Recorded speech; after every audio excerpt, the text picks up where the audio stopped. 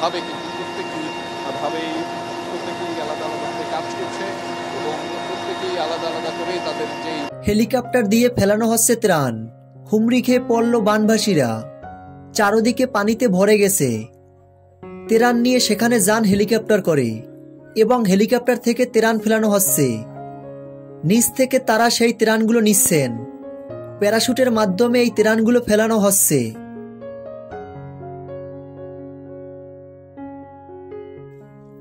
এবং সেই ত্রাণ নিতে বিভিন্ন বয়সী মানুষ আসছে। খুবই করুণ অবস্থা ফেনীর। বেশ কয়েকটি এলাকায় এই ত্রাণ দেওয়া হয়েছে। ফেনীর প্রত্যেকটি বাড়িতেই পানিতে ডুবে গেছে। সেখানে কোনোভাবেই স্বাভাবিক জীবনযাপনের সুযোগ নেই। যতদূর চোখ যাচ্ছে পুরোটাই পানিতে তলিয়ে আছে। পুরো বাংলাদেশের মানুষ তার নিজ নিজ জায়গা থেকে যে যেভাবে পারছে সহযোগিতা করছে, প্রার্থনা করছে তাদের জন্য। প্রিয় দর্শক মণ্ডলী, পরবর্তী ভিডিও পেতে আমাদের চ্যানেলটি সাবস্ক্রাইব করে আমাদের পাশে থাকুন।